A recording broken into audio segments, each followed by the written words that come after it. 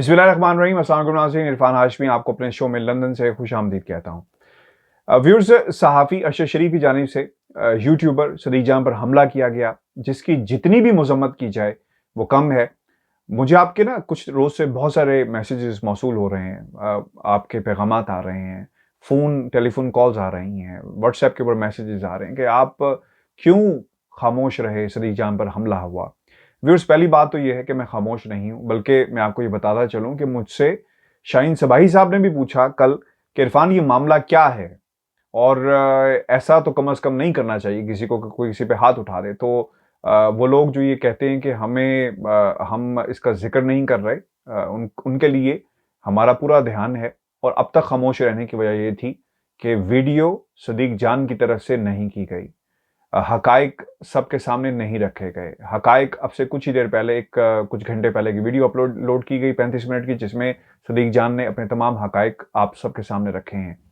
उस मौक़िफ़ के आने से पहले जिस शख़्स के साथ ये वाक़या पेश आया, मैं ये समझता था कि ये सही नहीं है कि कोई न कोई रद्द-ए-अमल दिया जाता बगैर हक़ाइक़ को जाने हुए। हाँ, ये ज़रूर हुआ कि कल मेरी तारिक मतीन से बात हुई और मैंने, चूँकि वो ऐनी शाहिद हैं पूरे वाक़ये के, उन्होंने मुझे पूरा वाक़या सुनाया कि असल में मामला क्या था, किसने क्या किरदार अदा किया। हैविंग सेड दैट व्यूअर्स, आपकी जिससे किसी भी शख़्स से जितनी मर्ज़ी दुश्मनी क्यों ना हो, लेकिन आपको हाथ नहीं उठाना चाहिए था। इससे पहले भी माज़ी में एक वाक़या हो चुका है, जावेद चौधरी और शाहज़ेब खानज़ादा की लड़ाई हुई, जिसे हामिद मीर ने सुलह वग़ैरह करवाई और वहाँ भी कुछ ऐसा ही मामला था। सहाफ़ियों का काम ऐसा नहीं होता कि आप हाथों से लड़ें, सहाफ़ियों का काम ये होता है कि आप अपने कलम से लड़ें, सहाफ़ियों का ये काम होता है कि आप अपनी ज़ुबान से लड़ें।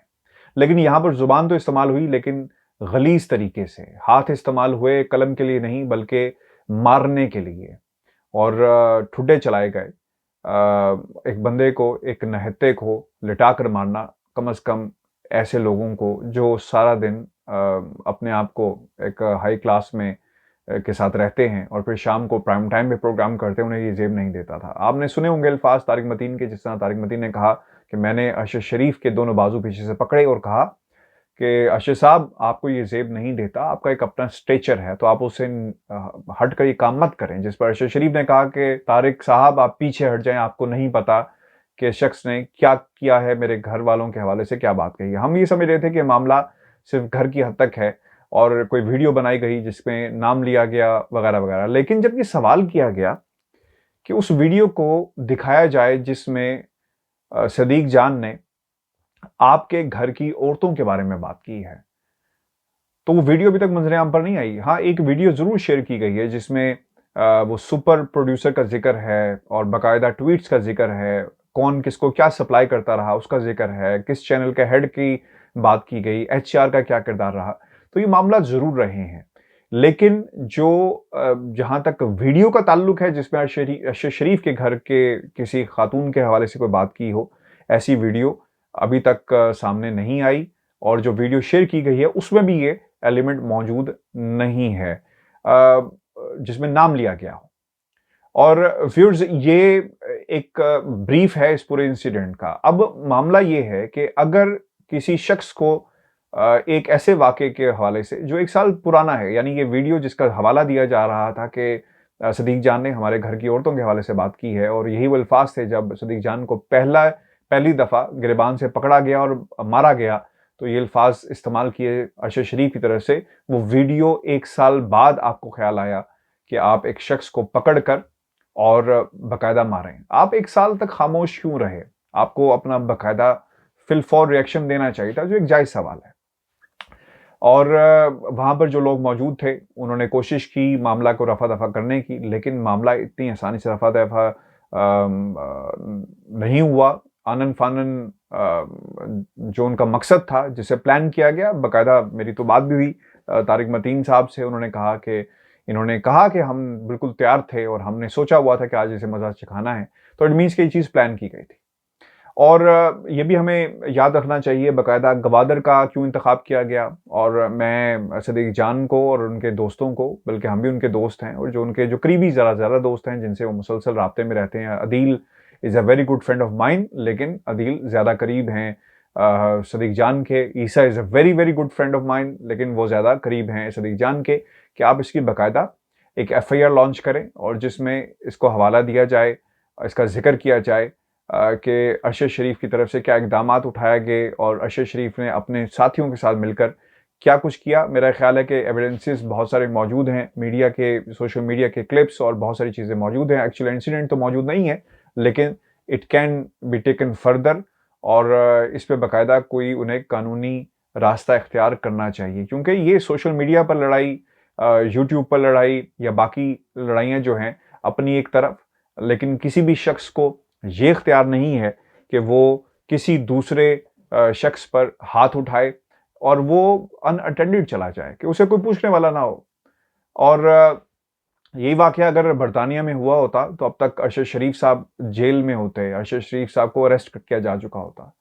तो ये फ़र्क है आपके लॉ ऑफ द लैंड का और जिस कानून की बालादस्ती की हम बात करते हैं। अगर आज पाकिस्तान में कोई कानून नाम की चीज़ होती तो अरशद शरीफ साहब इस वक्त जो है वो हवालात की हवा खा रहे होते और इतना आसान ना होता उनके लिए किसी पर हाथ उठाना। और किसी पर, ये तो वो मुल्क है जहाँ पर आप किसी दूसरे शख्स के बारे में कोई झूठी बात नहीं कह सकते, डिफेम नहीं कर सकते, तो हाथ पैर तो खैर बहुत दूर की बात थी। अच्छा, मुझसे किसी ने सवाल भी किया कि शायद ये जेलसी फैक्टर है, social media versus main stream media. Viewers, ये बात बिल्कुल सच है।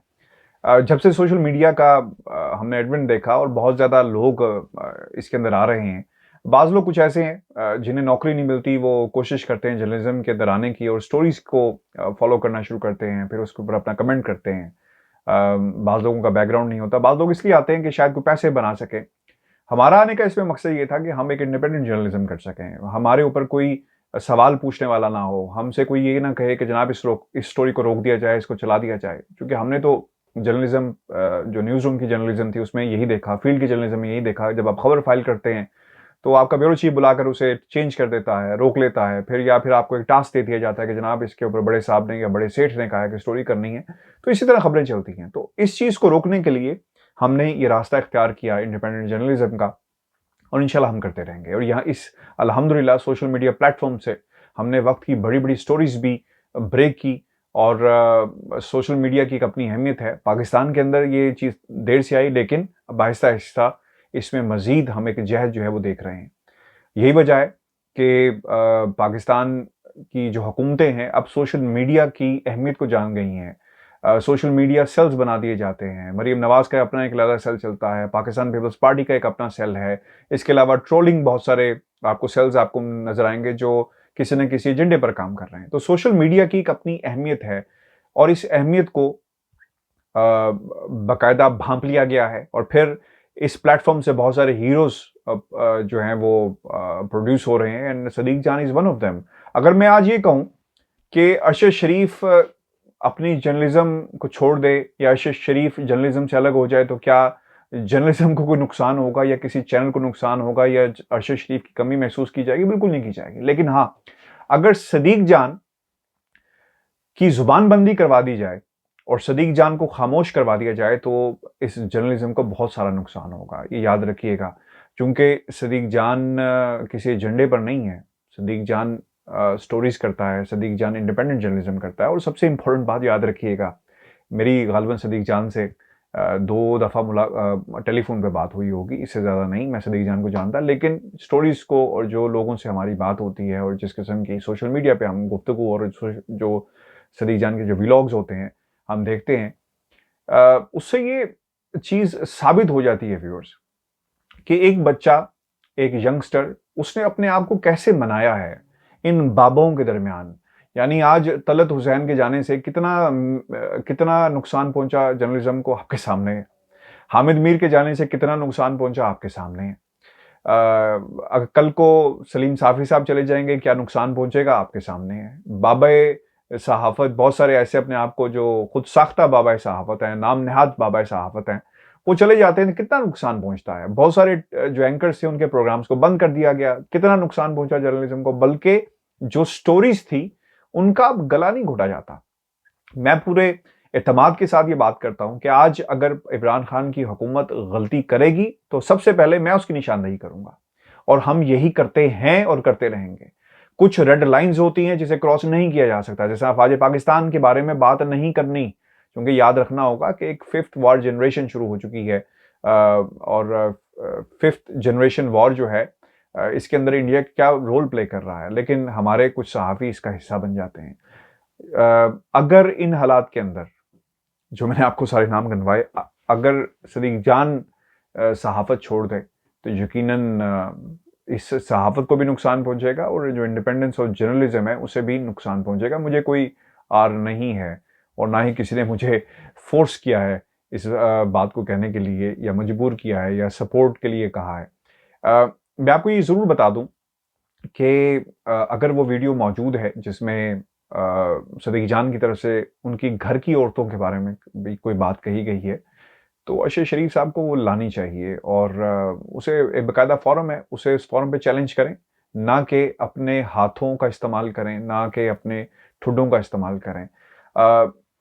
सदीक जान की सहाफ़त एक तरफ, अशर शरीफ की सहाफ़त एक तरफ, लेकिन सोशल मीडिया के आने से इन लोगों को ज़रूर नुकसान भी पहुंचा है। इनकी स्टोरीज़ प्राइम टाइम की वैसे चलती भी नहीं है और दूसरी बात, सेठ सोचने पर मजबूर हो गया है कि यार मैं इतने पैसे देकर एक एंकर को क्यों एंगेज करूं। एंकर वही रहेगा टेलीविजन में जो रेटिंग देगा और अपने प्रोग्राम के स्टार्ट में अच्छा रेट लेगा, हम उसको एंगेज करेंगे। तो ये एक बात ज़रूर सोची जा रही है और आपको बहुत सारे चेहरे माजी में 1-1.5 साल में देखे होंगे, आए और चले गए। उसकी बुनियादी वजह सोशल मीडिया का इतनी ज़्यादा इंडिपेंडेंटली बड़ी-बड़ी स्टोरीज़ को ब्रेक करना, और इसमें क्रेडिट जो है वो सदीक जान जैसे बहुत सारे सहाफ़ियों को जाता है। मेरी ईसा नकवी से भी बात हुई, मेरी अदील से नहीं बात हो सकी। मैंने सदीक जान को भी फ़ोन करने की कोशिश की लेकिन बात नहीं हो सकी क्योंकि वर्जन सारा आ गया था, तो फिर मैंने ज़रूरी नहीं समझा कि मैं मज़ीद भी राब्ता करता। सिर्फ इंतज़ार किया जा रहा था सदीक जान की इस वीडियो का, ताकि हक़ाइक़ सबसे पहले आपके सामने सदीक जान की ज़ुबानी आए और इस पर जो हमारा वर्जन है वो आपके सामने रखें। व्यूअर्स अपने कमेंट्स हमें ज़रूर भेजिएगा और इस मामले को मज़ीद अगर इसमें आप समझते हैं कि गुंजाइश है तो उस पर भी हम बात करेंगे। और मैं आपको जाते हुए ये बता दूं कि मैंने अदील राजा से भी बात करने की कोशिश की, मैसेज छोड़ा और लेकिन मेरी कॉल को अटेंड नहीं किया और कोई रिप्लाई भी नहीं आया। तो कल को ये ना हो कि कोई कहे कि जनाब हमारा मौक़िफ़ नहीं लिया गया। और दूसरी बात मैं आपको ये बता दूं कि मेरी ARY में बहुत सारे लोगों से बात हुई, सब मज़म्मत कर रहे हैं इस वाक़े की।